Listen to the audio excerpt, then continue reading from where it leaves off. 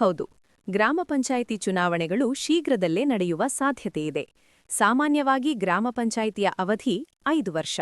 ಅವಧಿ ಮುಗಿಯುವ ಮುನ್ನವೇ ರಾಜ್ಯ ಸರ್ಕಾರ ಮತ್ತು ಚುನಾವಣಾ ಆಯೋಗವು ಸಿದ್ಧತೆ ಆರಂಭಿಸುತ್ತವೆ.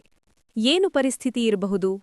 ಹಲವಾರು ಗ್ರಾಮ ಪಂಚಾಯಿತಿಗಳ ಅವಧಿ 2026 ಜನವರಿ-ಫೆಬ್ರವರಿಯಲ್ಲಿ ಮುಗಿಯುವ ಸಾಧ್ಯತೆಯಿದೆ. ಆದ್ದರಿಂದ ಅದಕ್ಕೂ 4ರಿಂದ 6 ತಿಂಗಳು ಮೊದಲು ಚುನಾವಣಾ ಸಿದ್ಧತೆ ಆರಂಭವಾಗುತ್ತದೆ. ಮತದಾರರ ಪಟ್ಟಿ ತಿದ್ದುಪಡಿ, ವಾರ್ಡ್ ಮೀಸಲಾತಿ ಘೋಷಣೆ, ಕ್ಷೇತ್ರ ಹಂಚಿಕೆ ಇತ್ಯಾದಿ ಪ್ರಕ್ರಿಯೆಗಳು ನಡೆಯುತ್ತವೆ. ಆದರೆ ಅಧಿಕೃತ ದಿನಾಂಕವನ್ನು ರಾಜ್ಯ ಚುನಾವಣಾ ಆಯೋಗವೇ ಘೋಷಿಸಬೇಕು. ಗ್ರೇಟರ್ ಬೆಂಗಳೂರು ಅಥಾರಿಟಿ ಚುನಾವಣೆ ಅರ್ಥಾತ್ ಜಿಬಿಎ ಚುನಾವಣೆ ಇನ್ನೇನು ಬೆರಳೆಣಿಕೆಯ ತಿಂಗಳುಗಳ ಒಳಗಾಗಿ ಬೆಂಗಳೂರಿನಲ್ಲಿ ಎಲೆಕ್ಷನ್ ನಡೆಯುತ್ತೆ. ಹಾಗಾದರೆ ಜಡ್ಪಿ ಎಲೆಕ್ಷನ್, ಗ್ರಾಮ ಪಂಚಾಯಿತಿ ಚುನಾವಣೆನಾ? ಅದು ಕೂಡ ನಡೆಯುತ್ತೆ.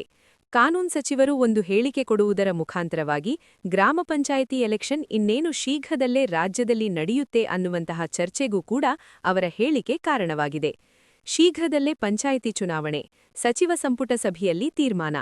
ಪಂಚಾಯಿತಿ ಚುನಾವಣೆಯನ್ನ ಆದಷ್ಟು ಶೀಘ್ರವಾಗಿ ನಡೆಸುವುದಕ್ಕೆ ತೀರ್ಮಾನ ಮಾಡಿದೆ. ಹಲವಾರು ಪಂಚಾಯಿತಿಗಳು ಸುಪ್ರೀಂ ಕೋರ್ಟಿಗೆ ಹೋಗುವಂತೆ ರಾಜ್ಯ ಸರ್ಕಾರವನ್ನು ಕೂಡ ಕೋರಿವೆ.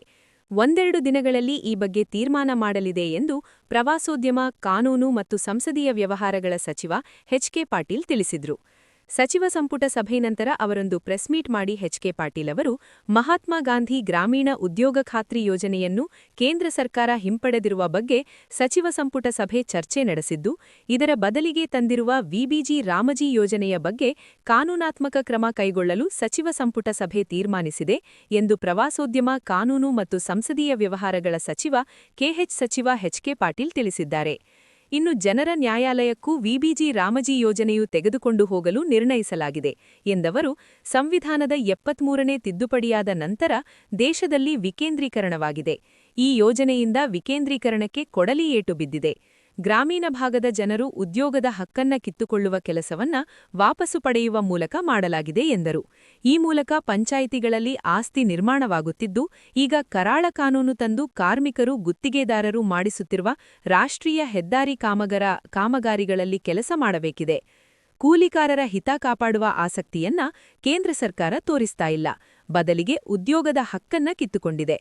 ಗ್ರಾಮಗಳಲ್ಲಿ ಯಾವ ಕೆಲಸ ಆಗಬೇಕೆಂದು ತೀರ್ಮಾನಿಸುವ ಅಧಿಕಾರ ಪಂಚಾಯಿತಿಗಳಿಗಿತ್ತು. ಈಗದನ್ನ ಸಂಪೂರ್ಣವಾಗಿ ಕಿತ್ತುಕೊಂಡು ಕೆಲಸ ಎಲ್ಲಿ ಆಗಬೇಕು ಎಂದು ಕೇಂದ್ರ ಸರ್ಕಾರ ನಿರ್ದೇಶನ ನೀಡುತ್ತದೆ. ಈ ಕರಾಳ ಶಾಸನವನ್ನ ಕರ್ನಾಟಕ ಸರ್ಕಾರ ತೀವ್ರವಾಗಿ ವಿರೋಧ ಮಾಡ್ತಾ ಇದೆ.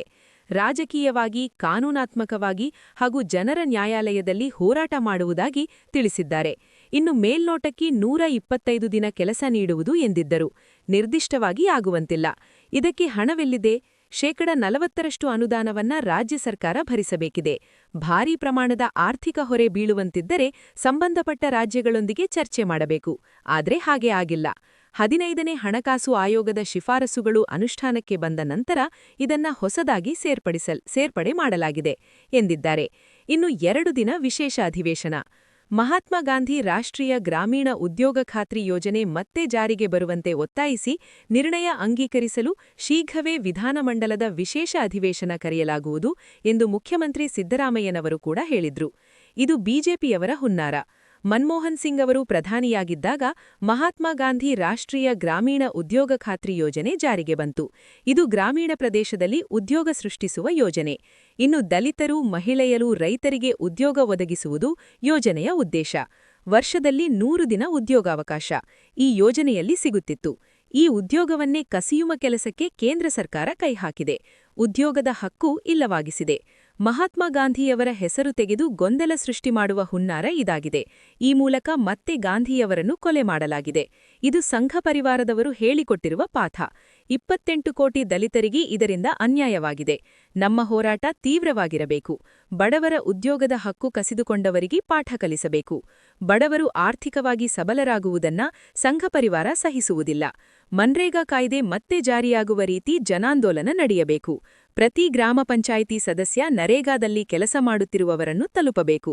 ಈ ವಿಷಯದ ಬಗ್ಗೆ ಜನರನ್ನ ಜಾಗೃತಗೊಳಿಸುವ ಕೆಲಸವನ್ನ ಶಾಸಕರು ಮಾಡಬೇಕು. ನಮ್ಮ ಹೋರಾಟ ಜಲಜನಾಂದೋಲನವಾಗಿ ರೂಪುಗೊಳ್ಳುವಂತಹ ವಾತಾವರಣ ನಿರ್ಮಾಣ ಆಗಬೇಕಿದೆ. ಕಾಂಗ್ರೆಸ್ ಜಾರಿಗೆ ತಂದ ಕಾರ್ಯಕ್ರಮವನ್ನ ರದ್ದು ಮಾಡಿ ಉದ್ಯೋಗದ ಹಕ್ಕು ಕಸಿದುಕೊಂಡಿರುವುದು ಸಂವಿಧಾನ ಬಾಹಿರ ಕೆಲಸ ಎಂದು